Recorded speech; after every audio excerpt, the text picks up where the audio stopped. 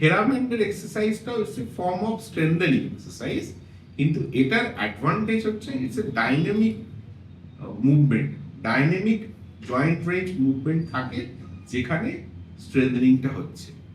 হ্যাঁ, এন্ড রেঞ্জে পর্যন্ত নিয়ে যাওয়া যায়, এটার একটা সুবিধা আছে।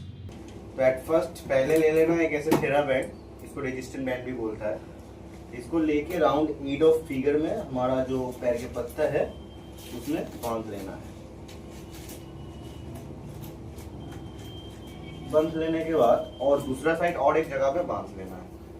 তো এটাও এই একই ডর্সিফ্লেকশনের মতো, বা পায়ের পাতা যেটা উঠিয়ে পায়ের পাতাটা উপর দিকে তোলা যে জিনিসটা, সেটাই করছে। এটা একটা রেজিস্ট্যান্স ব্যান্ড দিয়ে বাঁধা রয়েছে, এটা থেরা ব্যান্ড। পায়ের পাতাটা আপনারা উপর দিকে আস্তে আস্তে আস্তে আস্তে ওঠানোর চেষ্টা করবেন। আর মনে রাখবেন, স্ট্রেংথেনিং এক্সারসাইজ করার আগে সবসময় কিন্তু ফ্রি এক্সারসাইজটা করে নিন, অন্তত 5 বার হলেও অলওয়েজ ফ্রি এক্সারসাইজটা আগে করে নেবেন, দেন স্ট্রেংথেনিং করবেন। আমাদের স্ট্রেংথেনিংটাই আলটিমেটলি টার্গেট হলেও প্রথমেই ফ্রি এক্সারসাইজটা আমরা করে নেব।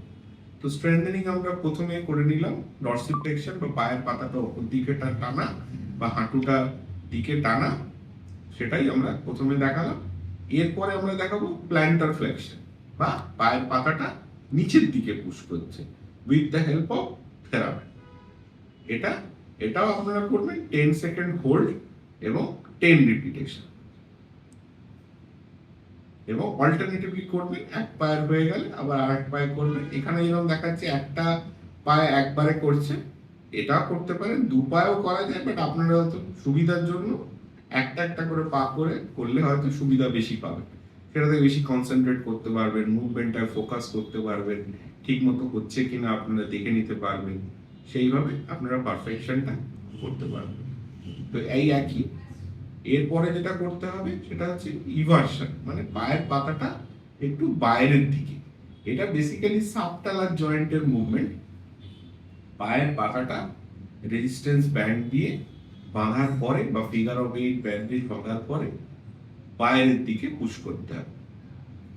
এই একইভাবে যেরকম আমি আগেও বলেছি স্ট্রেংথেনিং এক্সারসাইজে, এখানেও তাই 10 সেকেন্ড রিপিটেশন অ্যান্ড 10 টাইমস। এবং ভেতরের দিকে যখন করছেন সেটা হচ্ছে ইভার্সন বা ইনার সাইড মুভমেন্ট আমরা বলে থাকি এমনিতে, অ্যানাটমিক্যালি বললে ইনভার্সন এবং ইভার্সন। এবং ইনভার্সনের ক্ষেত্রেও ওই একই, পায়ের পাতাটা ভেতর দিকে টানা হচ্ছে, সেক্ষেত্রে রেজিস্ট্যান্স ব্যান্ডটা দিয়ে অপোজিট ডাইরেকশনে ধরতে হবে, যদি আপনারা নিজেরা পারেন ধরতে, বা কোনো একটা অবজেক্টের সাথে বেঁধে দিন। এইভাবে জিনিসগুলো করবেন। ভালো থাকবেন। এই রিলেটেড যদি কোনো সমস্যা থাকে আমাদের সাথে যোগাযোগ করুন।